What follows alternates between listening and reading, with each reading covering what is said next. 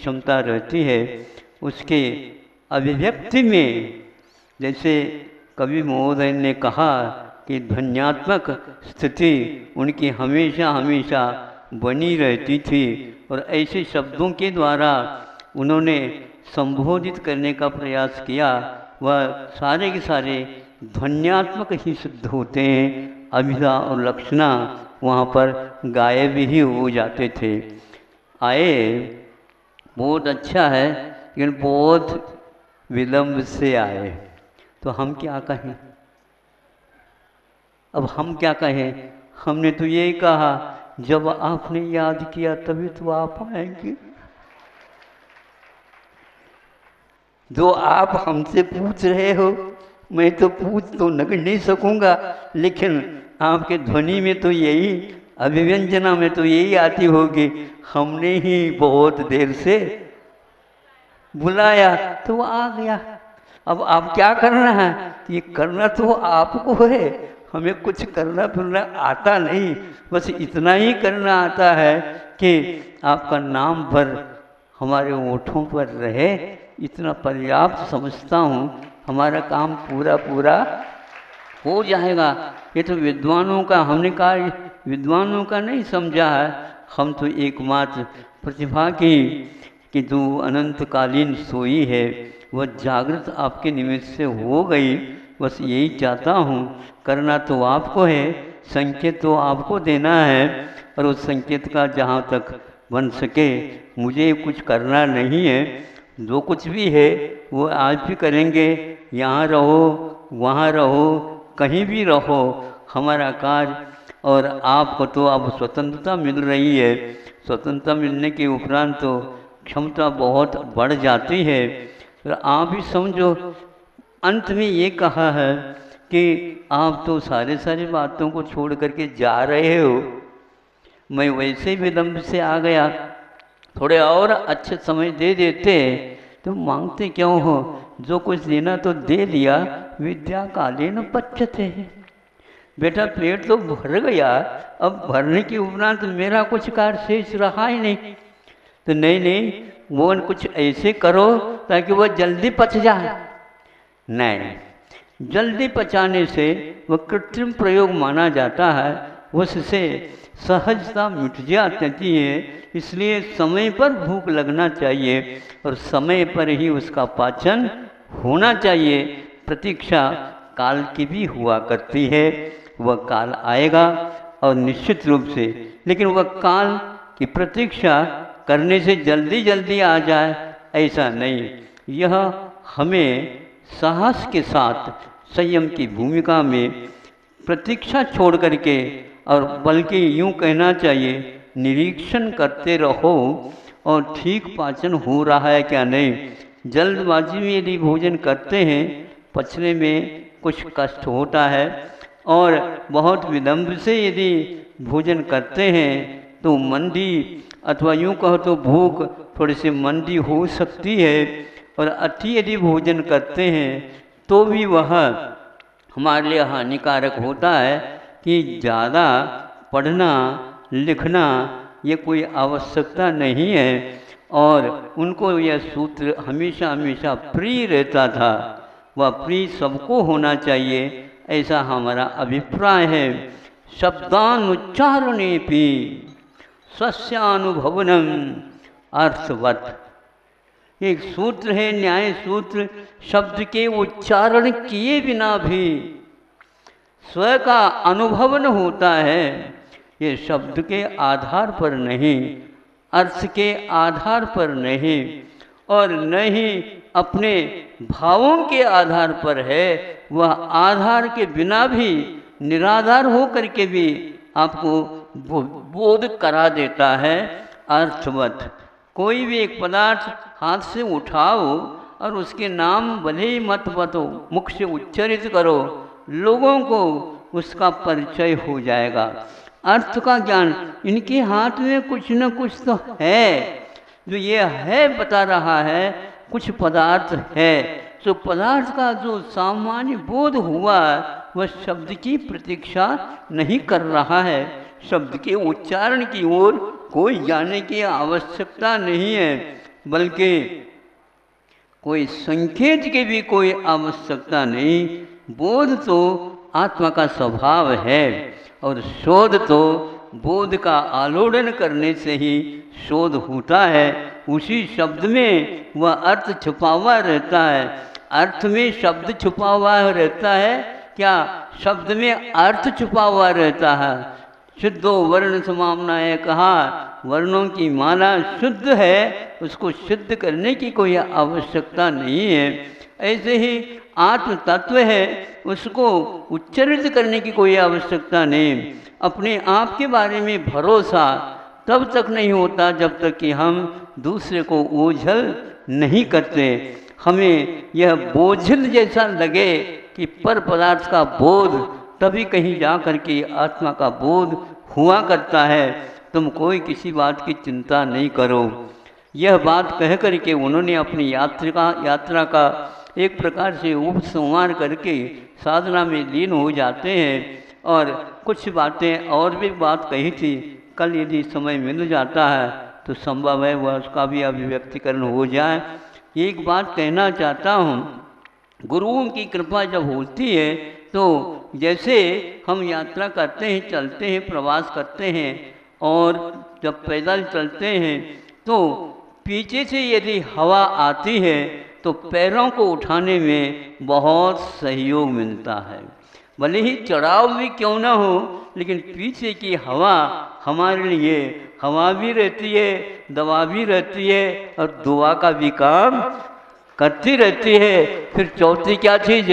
अपने आप ही स्वयं भुवा भीतर से वह पावर, वह शक्ति, वह ऊर्जा अपने आप ही तैयार हो जाते हैं। पैर अपने आप उठने लग जाते हैं। गुरुओं की यही कृपा रहती है। तो वह घृत की भांति बहुत गौरवपूर्ण हो करके भी दूध को किसी भी प्रकार से वो दबाते नहीं। तो विश्व के किसी भी जीव को मेरे मन वचन काय के द्वारा, चेष्टा के द्वारा तकलीफ हो, परेशानी हो, ऐसा ना हो, ऐसे भाव उनके हमेशा हमेशा भरे हुए रहते हैं। किसी भी प्रकार से उन्होंने अपने जीवन में उनके उम्र के अपेक्षा से, शरीर के उम्र के अपेक्षा से देखता तो हमारा चौथा हिस्सा भी नहीं पड़ता। लेकिन उन्होंने किस प्रकार इसका लालन पालन पोषण और सभी तत्वों से भरने का प्रयास किया, एक बार भी ऐसा कुछ नहीं लगा। राग भी हो गया हो ऐसा भी नहीं लगा, आंखें कभी लाल भी हो गए हो ऐसा भी कुछ नहीं है। आप समझ रहे हैं आंखें लाल होने का अर्थ क्या ध्वनि देता है। अभी ध्वनि के बारे में व्याख्यान सुना ना, तो हम इसको कह सकते हैं कि उनके कोई भी अवयवों में राग द्वेष मोह मद मत्सर नहीं आते थे, फिर भी वे हमारे बारे में सोचते थे। यह उनकी उदारता, अथवा यूँ कहो उनके पास जो प्रतिभा है उसका उपयोग करने का कर्तव्य उन्हें बार बार बाध्य करता था। और उसी का परिणाम है कि आज आप लोग उसका फल सुन रहे हैं, देख रहे हैं। यद्यपि इस बुंदेलखंड या इस ओर उनका प्रवास नहीं हुआ शरीर की काया की अवस्था के अनुसार, किंतु उन्हें ये सब कुछ ज्ञात होगा, इसलिए कि वहाँ पर जाओ जहाँ पर अपना काम हो सके। तो हो सके वो ऐसा ही हुआ कि दुकान खुल गई। आज 40 वर्ष 45 वर्ष व्यतीत हुए, लेकिन 45 दिन का भी आभास नहीं होता है। इससे बढ़कर के और क्या, जीवन भारमय नहीं होना चाहिए, क्योंकि वह जीवन भारमय होता जिसके पास गुण नहीं होते, जिसके पास विद्या नहीं होती, जिसके पास गुरुओं की कृपा नहीं होती, आदि आदि, वो सारे के सारे हम लोगों को उपलब्ध हो गए। एक वृद्ध है, और वृद्ध किस प्रकार के कि शरीर के अपेक्षा से वृद्ध नहीं, वे अकाल में भी वृद्ध थे। और बनारस जैसे में जा कर के वहाँ के लोगों को रस मिले या न मिले, बिना रस के भी रह सकते बनारस में, लेकिन उन्होंने क्या, रस का कूप ही वहाँ से निकाल लिया और दुनिया भर को बांटते चले गए। और आज बनारस के महान पुरोधा कहने वाले जो कि विद्या में इत्यादि में, वो भी उनको याद कर रहे हैं, क्योंकि याद करने योग्य उन्होंने कार्य किए हैं। इसलिए ढिंढोरा पीटने की कोई आवश्यकता नहीं। तो अंत में कहा कि संघ को भी गुरुकुल बना देना, बन जाए तो। लेकिन बहुत कठिन होता है। कुल बनाना तो ठीक है, लेकिन गुरुकुल बनाना ये तो सामान्य व्यक्ति की बात नहीं। लेकिन यदि गुरु मुख से कहते हैं बनाएंगे वो ही, और काम होगा। आज भी वह हो रहा है परोक्ष रूप से। आज वह कल उनकी तिथि, पुण्यतिथि भी आ रहे हैं। विद्वद्गण उनकी कृति के बारे में काफ़ी परिश्रम करके और गर्मी के समय पर भी उनको आपके सामने नवनीत के गोले रख रहे हैं। और आप लोगों को गर्मी भी एहसास नहीं हो रही है, और बल्कि स्फूर्ति और आ रही है कि कैसे परोक्ष होने के उपरांत और ज़्यादा जिज्ञासा और उस व्यक्तित्व के प्रति हम लोगों के भाव, उच्चतम भाव होने लग जाते हैं। और साथ रहने से वो सब अपने आप ही दबते चले जाते हैं, क्योंकि हम पर पदार्थ की ओर ही ज़्यादा देखते हैं, अंतःस्थल की ओर देख नहीं पाते हैं। वे ऐसे व्यक्ति थे जो एक प्रकार से पुल के काम नहीं करते थे। हाँ, मेरे ऊपर से जाओ, मेरे ऊपर से जाओ, नहीं, मोक्ष मार्ग में ऐसा नहीं होता। किंतु वे नाव की भांति काम करते थे। नाव में बैठे मिले तो मुझे भी चढ़ने का अवसर मिला। फिर इसके उपरांत तट आ गया, वो भी स्वयं कूद गए और हम भी उसके साथ कूद गए। जहाँ तक मोक्ष मार्ग है वहाँ तक गुरुओं का हमेशा हमेशा साथ बना रहता है। जब तक वह शिष्य शुद्ध न बने, परमात्मा न बने, तब तक उनका वह नाम स्मरण भी हमारे साथ रहता है। उस नाम को, उनके उसके कार्य को हमेशा हमेशा हमें बिना भूले, बिना प्रवाद किए याद रखना, ताकि वह हमारे लिए पाथे का काम कर सके। अहिंसा परमो धर्म की व्याकरणाचार्य महोदय के माध्यम से आप लोग काफ़ी एक एक क्रियापद में बहुत देर तक आप लोगों को डुबकी लगाते रहे। आत्मा इस शब्द की उत्पत्ति में ये बताया गया है, अतति व्याप्नोति परिणमति स्वकीयान गुणान शुद्धान व अशुद्धान व पर्यायान वा इति आत्मा। ये आत्मा के अपने शुद्ध या अशुद्ध पर्यायों को, गुणों को गुणों रूप परिणमन करता है, व्याप्त होता है। और एक प्रकार से अतति गच्छति ऐसा कहा। यह गच्छति क्रियापद रुकने के लिए नहीं कहा। फिर कहाँ तक वह गमन करें, तो आचार्य कहते हैं कुछ उसकी परिसीमाएँ हैं, प्रदेश हैं, उतना वह गमन करता है। कि तनोति क्रिया के क्रियापद के बारे में जो बात कही है वह अतति के साथ बहुत ही अच्छे ढंग से संबंध रखता है। आत्मा दूसरे के देश में जा कर के अपना फैलाव नहीं करता। ये अपने आप में बहुत महत्वपूर्ण है। जैसे समुद्र अपनी सीमा का उल्लंघन नहीं करता, उसी प्रकार प्रत्येक वस्तु या द्रव्य पदार्थ अपने गुण और अपने स्वभाव विभाव के साथ ही फैलाव करता है। यही तनोति या तनोमि में भी भाव अभिव्यक्त होता है।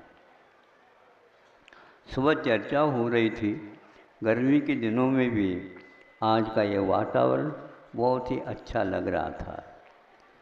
किसी ने पूछा कि भैया यहाँ पर पानी पी सकते हैं, तो हमने कहा भैया जब अमृत का यहाँ पर प्रबंधन है और स्वयं भी आप कर रहे हैं, इसमें क्या, तो पीना तो पानी तो प्रतिदिन पीते रहते, किंतु अमृत को चखो तो अपने आप ही उस आत्मा का बोध अवश्य होगा कि पात्र के बिना पानी रुक नहीं सकता।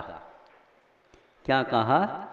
पात्र के बिना पानी रुक नहीं सकता। और नीचे भी पंक्ति वैसे ही है, पात्र के बिना प्राणी रुक नहीं सकता, टिक नहीं सकता। ये सत्पात्र हैं, अध्ययन कर रहे हैं, सुन रहे हैं, वे भी पात्र हैं, वे स्मरण रखेंगे, वे भी तनुति का एक प्रकार से प्रयोग सार्थक करेंगे। मैं समझता हूँ यह उल्लंघन जो हमारा हो रहा है भावों के द्वारा, कल कहा था थोड़ा सा रुक गया था, उसको इसके साथ जोड़ा जा सकता है। आत्मा अखेद्य है, आत्मा अछेद्य है, नित्य है और वह सनातन है। यह एक कारिका शायद गीता की आती है। तो इसके साथ साथ ये जोड़ा जा सकता है तनोति, यह हमेशा हमेशा बना रहता है। बना रहता का अर्थ यह है कि वह अतिक्रमण नहीं करता। अतिक्रमण का अर्थ अपने द्रव्य की सीमा तक ही वह फैलता है। तो महाराज जी तो तनोमी के कहने करके कहाँ तक विस्तार करना चाहते हैं? विस्तार जितना अपना है उतना ही होता है, किंतु वह विस्तार सजाति के अपेक्षा से जहाँ तक बने वहाँ तक हो जाएगा।